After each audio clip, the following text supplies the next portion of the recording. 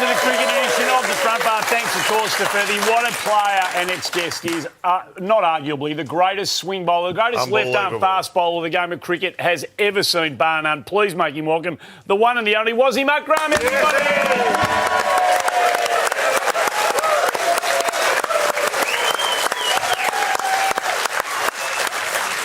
And with Wacko Eunice, you've got to be up there as the best bowling combination of all time in that conversation as well. Great to have you on the show. Pakistan has always been able to produce magnificent fast bowlers, always. Yes, I think the trend started with our great captain Imran Khan and then so forth. Wacko Eunice, Shoaib Akhtar, Asif and, some now Shaheen Afridi, Naseem Shah as well. So, yeah, it's a trend. Where did you play? Can you remember where your cricket journey started as a kid? Our systems are not as good as yours. So I started off playing every sport in my school and then tennis ball cricket on the road. We hardly have any grounds. And this was my first tour. This 1985 to Australia. And that was, I think, 1989 as well. But first time I remember coming to Australia, it was something totally different out of the world. Did you like bowling in Australian cricket? Yeah, I loved the pitches here. They were, the bounce, the crowd, the cricket knowledge, and of course the abuse once in a while. Yeah, well, it looks abuse was constant. Definitely looks like you struggled in our conditions over there by some of this stuff, Andy. Australian cricket fans have always respected greatness, though, Wasim, and they did with you. Did you always feel like you got, great regard from the Australian cricket fans? Yes, I think as a young kid, I've been told by Javed Miandad and Imran Khan, my mentors, that if you perform in Australia, you'll get recognised straight away in the world cricket because Australia is one of the best cricketing playing nations. We have seen, they just won the World Cup. I want to congratulate you and the Australian team to winning the World Cup for the 6th time only, guys. You. So well done. Thank you. And you also would have enjoyed the fact that we beat India. So yeah, and India, Pakistani, Bangladeshi, Sri Lankans, we are still baffled. One question I have. Yeah. Pat Cummins, he wins the trophy. He arrives at Sydney Airport. There's one cameraman there. He probably takes the cab outside and goes to Coogee. Yep. And we still can't get over it. No, we might get to that later on. Yeah. Absolutely. We'll address that shortly. Can we just say, as much as the fans loved you too, like some of the players, some of the biggest players in history rate you as the greatest player. Alan Border says if you could be any cricketer, it would be you. Brian Lara and Glenn McGrath say you are the best bowler in history. Wow, that's coming from the greats of the game. Alan Border, one of my heroes as a young kid. Imagine him saying that. Yeah. So I'm very kind of humbled and honoured to be remembered by these greats of the game. You're still not correcting them either, so that's good. Let's just move all that to one side and get to the big one. Yes. Your hair. It's so luscious, and look at it there. I believe before every test, Tony Greig used to stick a key in the top of your hair. What was the secret? Is it a 2-in-1? Are you conditioning? Are you shampooing? How are you getting those days, there was no awareness of shampoos and all. Just use soap, maybe. That's it. You used to wash your hair with soap? Probably, yeah. Well, there you go, Andy. That's where you went. Yeah, that's the... You used to wash it with soap. I tried too hard. We had a look at your package. It could have gone on for hours, but I want to talk about... I don't think there was a bowler who had as many unplayable deliveries in their career than you did. These are unplayable. Remember, these are the best batsmen in the world, and they look like they're out there for their first hit. Look at that. How do you get it to move so... Hold on a second. Have a look at these, Murray. I just want to say, look, that is Michael Slater. That is at the peak of his powers. Yep. This one here is Steve Waugh, Mickey. Steve Waugh, best batsman in the world. And this one here, that's the prawn from the Masked Singer. But... what? How did you get it to move so late? So either way, to left or right-handed batters, how did you get it to move so late, so consistently? I think when I came into cricket for Pakistan team, my first tour was New Zealand. My fourth first-class game was a test match. So I didn't come from any system. I just got picked up by Javed Miandad. He saw me in nets and he picked me up for New Zealand tour. And I remember arriving in New Zealand looking for a curry in Christchurch in 1985. There were 7 people lived there. So Did you have somebody? Did you have a coach? I had coaches in my club. Saud Khan, Sadiq Khan. These guys helped me. But I think I learned everything when I came into Pakistan team under the leadership of great Imran Khan. Okay, right. He taught me about reverse swing, how to reverse swing the ball. Yeah. So I think that's where I learned. And playing county in Lancashire for 10 years, Yeah. first year in 88 helped me a lot as well. Yeah. Bet it did, yeah. I want to ask you, these guys know, my favourite player of all time is Viv Richards. Whoa, right? yeah, What? Wasim Akram's in the studio. Continue. Not even my favourite was him. No, I'm fine. I just want to see. You'll appreciate this. What growing up, I was a big Wasim Bari fan, and he's number one, and Tony Kraft is number two, obviously. But, listen, so he was my favourite player. What was it like bowling to Viv? I mean, this generation doesn't know about Viv Richards. It's the whole package. You know, the way he used to walk, no helmet, the swag, the character, the charisma, and of course the talent. Yeah. I mean, he was unbelievable. I think one of my heroes as well as a young kid growing up, Sir Vivian Richards. Unbelievable, the whole package. He was very intimidating when I bowled at him. But finally, 1988, third test in Barbados, I realized as a bowler I've got some pace now, so I can have a go at him. And I did have a go at him. Yeah. Well, this is Hobart in Incredible. 1988, where Viv Richards says on the record that this is the fastest ever delivery that he faced, and it's from you, Wasim Akram. And it just this Viv's, like you said, Wasim, no helmet, nothing. Yeah, and next ball he just was chewing chewing gum. Took a single with his Sehwag. But you know, the Viv Richards still met my wife Shanira about 4 or 5 years ago. He's involved in Pakistan Super League as a mentor for one of the teams. And every time he sees me, he says, man, that was the delivery. After that, I said, that's it, I'm done. Yeah. Well, let's have It's a He huge did. compliment. He said said, that- I'm contemplating retiring. Yeah, well, let's go back and have a look at that, and let's just see how rattled Viv Richards was after this. It goes past him, and have a look at him, Wasim. He is terrified. Have a look at him. Did you ever have a run-in with Viv at any stage? I did actually once. I've told this story so many times, but I remember 1988, the Barbados test, the third test, last over of the day, and I realized as a bowler, okay, you got some pace. So I went to Imran, I bowled him a bouncer, he ducked and cap fell off, big deal. And I only knew 2 bad words then in English, and I just said it to Viv Richards. Viv Richards, don't swear at me, I'll kill you. I literally thought it's a figure speech. Kill doesn't mean he's going to kill me. So I went to Imran at mid-wicket, at mid-on, my captain as skipper. He said he'll kill me. He said, don't worry, I'm with you. Imran said, bowl him another bouncer. I bowled him another bouncer. Last bowl of that over, of the day, inside edge, middle step gone. And I went up to him. You know, all those things. There was no referee those days. So after that, the game finished. I walked into my dressing room. We went to his dressing room. And I was a young kid, 18, 20 years old, just changing my shoes. The room attendant came. He said, man, somebody wants to see you. I said, who, man? He said, you better come outside. So my one shoe was off, one was on, spike. So I looked there. Viv was standing there. No shirt, bat in his hand, pads still on, and waiting for me. And I obviously got scared. I said, he's literally going to kill me. So I ran back into the dressing room to Imran. I said, oh, my captain with a six-pack and those muscles, he's going to fight for me. I said, skipper, he's outside, he wants to fight. He said, go fight, it's your fight.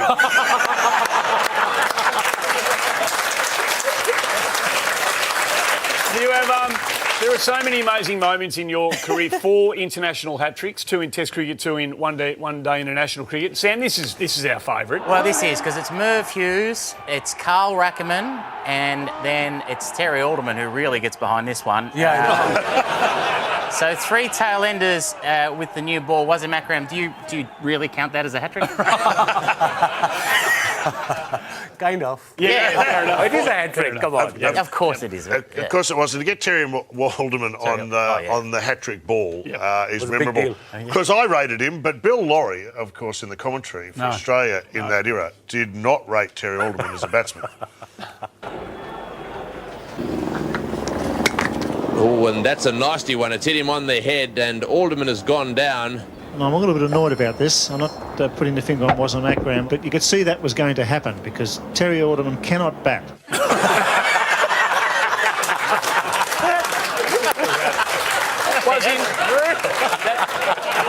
The young boy who started playing cricket, if you had said to him all these years later that you would have ended up with 414 test wickets and all the other wickets in all the other forms of the game, could you have believed that you could have taken so many wickets? I could have taken 800 if the slip fielders would have taken my catches. It was the slip And score. DRS, guys. DRS is dodgy. Yeah. Oh, yeah. So having a go. So you're throwing your teammates under the bus because we grew up thinking that the Pakistan team the fielding wasn't a high priority. It didn't seem. How do you take that back? I'll show you a classic example of Pakistan fielding, and for the highest order. Played. I mean, have a look. And what else is he supposed to do? It's very tough. That is typical. That's actually a visual representation of your parenting. May I say, Hurry up, the kids are in the car. We've got to get going. may I say, Wasim, you were regarded as the greatest left-arm swing bowler of all time. That's without any dispute. I regard you as a great all-rounder. Some would dispute that, but I do consider you all-round. Did you consider yourself an all-rounder? 7 first-class hundreds, 3 test hundreds. This was a magnificent knock. You took it to the Australians. It was spectacular at Adelaide in 1990. Did you consider yourself an all-rounder? I came as a number 11 batter in Pakistan team. Is that right? Yeah, I was batting in number 11. My first test got out of Sir Richard Headley, just at silly mid-on. But then I learned. Then obviously when I was a young kid, I used to open from my school in Lahore, Cathedral School. And then obviously came into Pakistan team, met the great man, my hero Imran Khan, and he said, you can bat, so concentrate. I did, but not as much. I wanted to be a bowler who could bat a bit. Okay, right. Yeah, that was my aim. But people still say you could have batted better. But I said, look, I wanted to be a bowler who could bat. Yeah, absolutely. Yeah, 3 test centuries, though. 3 test centuries. And high score? 257. Again. I know where you're going. Not out. Very nice. No, I'm just going to say it was. Who was that against? Against Zimbabwe. Right, so it doesn't really count then. No, it does. We were 170 for 6 when I went into bat in my defence. Yeah, I batted for 9 hours. Yeah, well, that's a long time. Just ignore him. I'm just saying. Just this, Listen, 257 is about 85 against a regular team. That's all I'm saying. And I think actually Robert Mugabe opened the bowling net. I don't think they were fielding their best team. Hey, we've got more to unpack with you Yes. on the other side. We want to ask you about Imran Khan and other things. But as well as cricket pundit. one of the great cricketers of the modern era, you're also one of the great broadcasters. Analysts. And you analyse cricket in a very sophisticated way on your show, The Pavilion. Yes, we did. Over there in Pakistan. Let's have a look.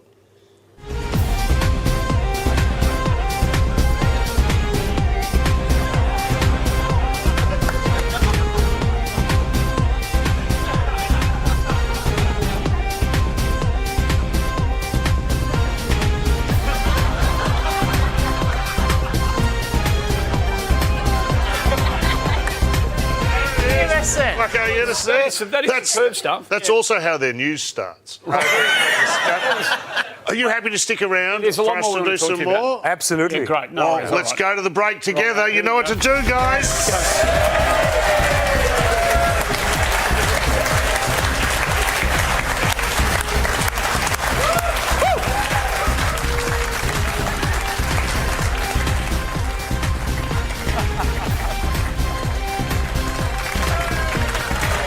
Wasim Akram, everybody, Wasim.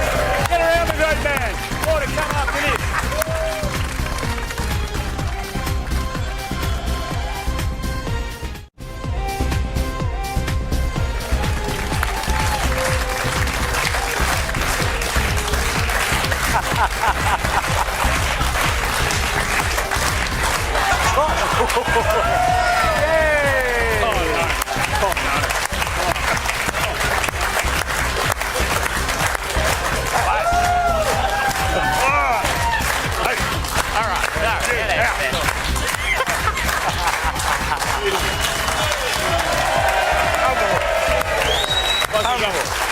Wasim Akram, our very, very special guest. What a joy it is to have one of the... You all right? No, we've been doing that for the entire ad break. I think Mick needs a runner. If anyone in the audience knows CPR, you might be called on very, very soon. Stand Wasim, clear. so many magnificent moments in your career, individually, obviously, but also collectively. Where does the 92 World Cup, so brilliantly won here in front of 95,000 plus against England at the MCG, where does that sit for you? I mean, for any sportsman, first, I suppose, thing is to represent your country, and second is to play World Cup, and then winning is definitely icing on the cake and top of the ladder for me as far as career concerned. So winning a World Cup 92 was a game changer for Pakistan cricket as well, and I think we changed the course of cricket in Pakistan. I think you probably did. Leading wicket taker in the tournament, player of the match in the He'd be worth about 25 million in the IPL today. No one would be able to afford insane amount of money. When were you aware of how big it was back home? The scenes that we've got. I think when we won at the G, and we were staying in the hotel across, and then.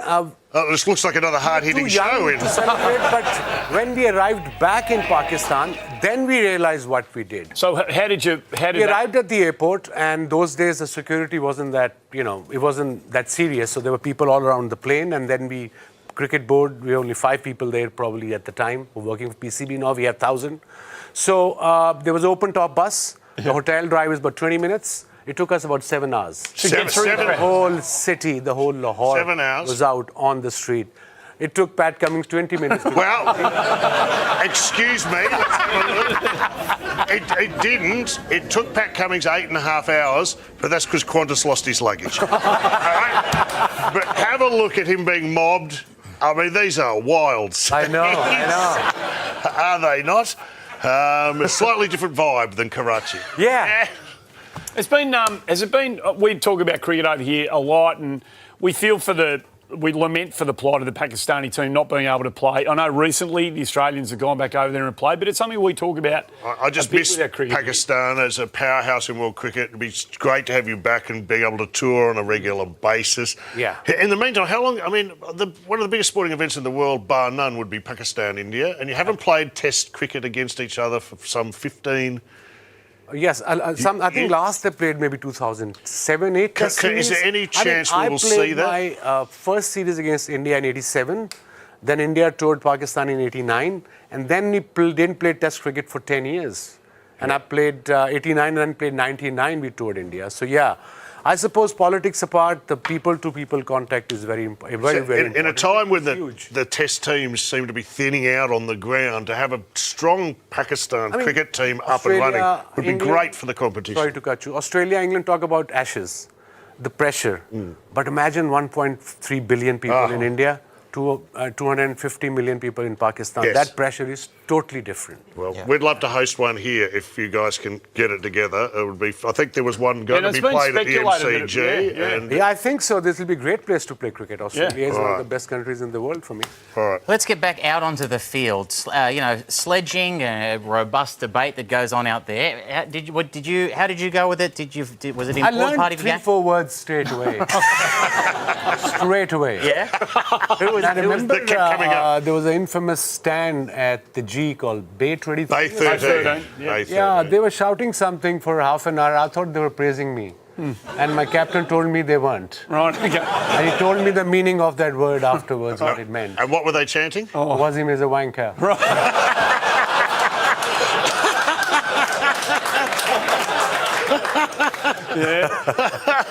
Well, I feel as though that would probably be gentle compared to what Merv Hughes would be dishing up to you, mate, because here you are and very out of character for Merv. I know. As he charged into in there too, by the way. But were you any good at it? Did you get better? I was doing well as a cricketer, and Verb is a big guy as well, and great guy off the field too.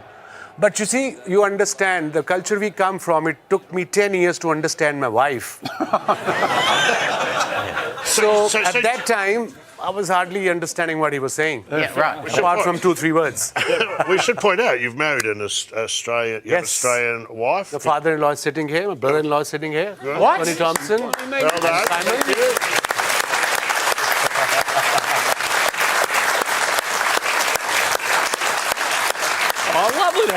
Wonderful. Love And the affair, wife, love my affair daughter. for the ages or visa issues? What? Probably both. No, a little from column A. But it's fantastic, and now we can kind of claim you as one of our own, which Exactly. I'm more than proud I mean, I was to do. supporting Pakistan in the World Cup, and Plan B was Australia. Good And stuff. is it true that she didn't know about your cricket stardom when you guys first? Yeah, I met her when she was 26, 27 at Friends Barbecue, and kind of after a chat, we had a chat. She didn't know who I was. I said, I'm a kind of a big deal back home. And she said, yeah, right.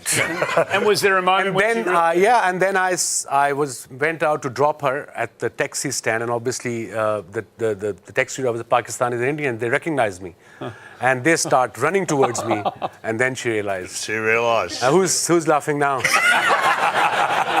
Hey, we were talking aftershaves earlier on the show. And Yeah, I love that David Booney fifth day one. The fifth day one. Yeah. You don't want to get downwind of it. That's all Nah. I'm saying. But you have one of your own, which is an absolute beauty. What's this called? It's called 414. Which is the number of wickets you took at Test level. Test wickets, yes. And it comes in this shape. It's a cricket ball, and if you look closely, you can see the seam's been picked. That doesn't make any difference. That doesn't make any difference. That's the side. No. And you do also have one for night, day and a night. So 502, the one where can we get wickets. those, out of interest? I think you can get it here online as well. What a great stocking stuffer Magnificent. There for you go. Christmas. There you go. Wasim, I'm not sure you're aware of this, but we have a couple of segments on this show, and one of them has become incredibly popular over the last sort of 2 years. Oh, don't do it. Okay. What are you talking about?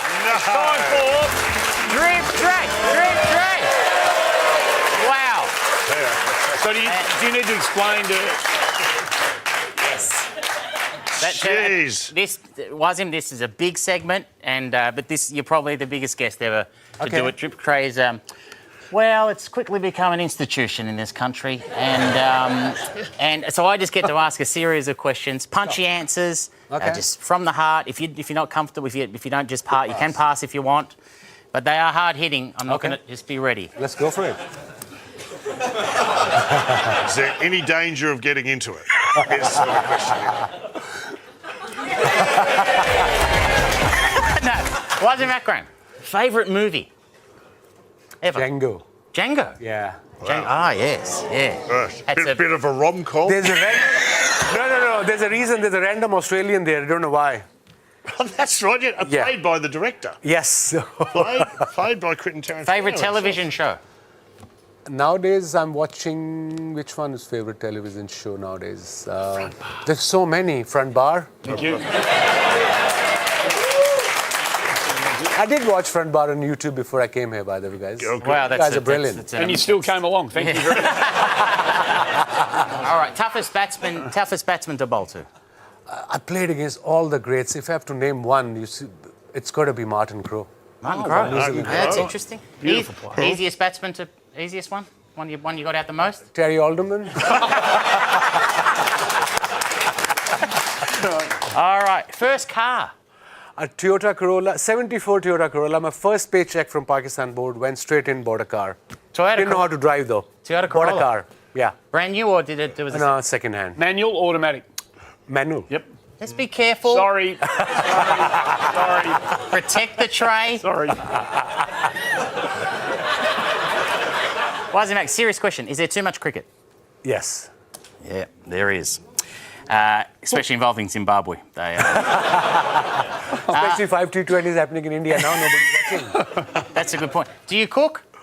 No, I love watch my wife cooking. She cooks beautifully. Oh, that's good. Easy. It's lovely. Were you ever scared, as a batsman, were you ever scared facing a bowler? Yeah. Who? Gertley Ambrose. Oh, yeah. Unfortunately, He never smiled. No. Never. Angry young man. May I, He was. He was. have you ever seen angry. him smile off the field? Have you ever seen him smile ever? No, actually. I hope he changed now. I haven't seen him for... We had him on this show, and he was amazing, wasn't he? I've beautiful. never seen him. Great guy, though. He was over in the one of the Caribbean. great bowlers of all time. He was in Caribbean. We were still pretty frightened. Just talking to him. It's true. What's your favourite animal? Favorite animal? Yeah. Dog. You like dogs? Yes. Gee, that's a big one, that one. Mate, you're really taking it to a What new level. type of mate. dog? Any type, Alsatian probably. Nice.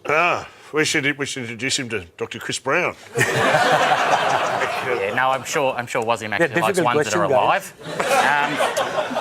What about politics and cricket? How has that gone? You know, in your time as a player. There were a lot more politics in cricket when I played, because I played under about 7 captains in about a matter of 2 years.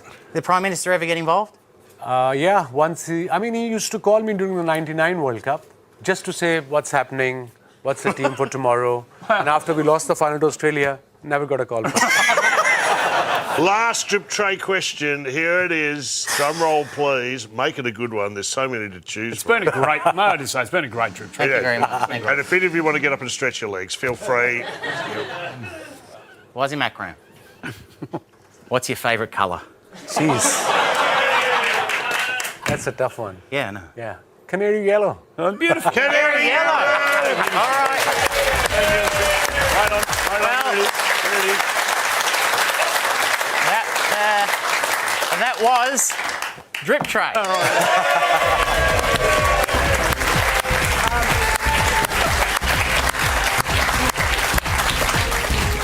Wasim, when you sat down with Gideon Haigh, this book came out last year, and there's so many great cricket books. This is a cracker. Thank you.